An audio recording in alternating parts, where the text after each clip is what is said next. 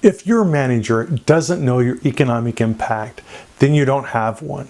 That may sound harsh, but if you're an engineer who feels underpaid, overlooked, or stuck, this might be the most important concept you've ever learned for your career. Because here's the reality. Most engineers believe that if they do great technical work, it will naturally lead to recognition, promotions, and pay raises. But that's not how companies operate. Compensation decisions are not based on effort. They're not based on how smart you are, not even how good your technical work is. Instead, they're based on business justification. And if you don't understand that, you can spend years doing excellent work and still be underpaid. This video is critically important because it explains the gap between the work you do and the value your company recognizes. In this video, I'm going to describe 3 secret principles about the gap, because once you understand it, you can close it. And check out the description section for a free download of my promotions and pay raises checklist. Let's start with the first principle. Every raise is a budget decision. When your manager wants to give you a raise, they don't just decide it on their own. They have to go to leadership and justify it. That means they need to answer questions like, why should we pay this engineer more? Why do we have to give them more money than they're already making? What business value are they creating? Is this value higher than their current compensation?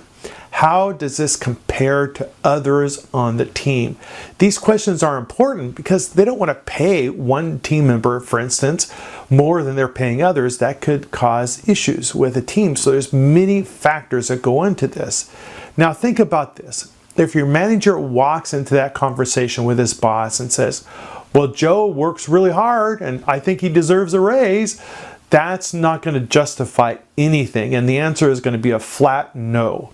But if instead your boss says, Joe led a redesign that reduced system failures by 20%, and that saves about $500,000 annually. Now that's pretty strong justification, and that's the difference. Raises aren't rewards, they're investments, and investments require evidence. What do I mean by investments? Businesses invest in all kinds of things: capital equipment, software, and employees. And they invest in employees by giving pay raises and by hiring new employees. But they can't give out pay raises that aren't justified, because all of the management of the company reports to shareholders, and shareholders will hold them accountable that they are handling the finances of the business in a responsible way that adds value to the shareholders. So here's the second principle. If it's not documented, it doesn't exist. This is where most engineers lose out.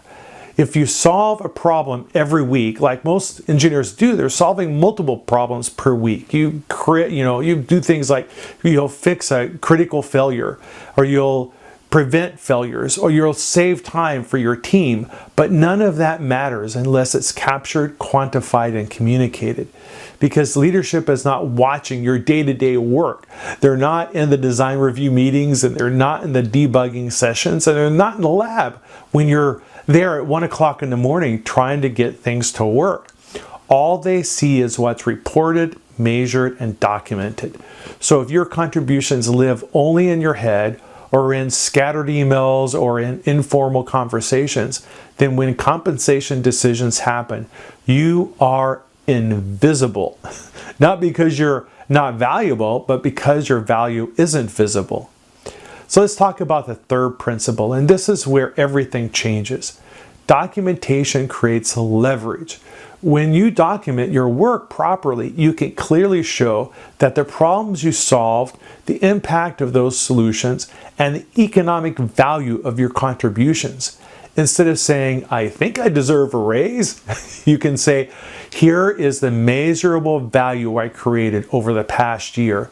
And that changes the entire dynamic.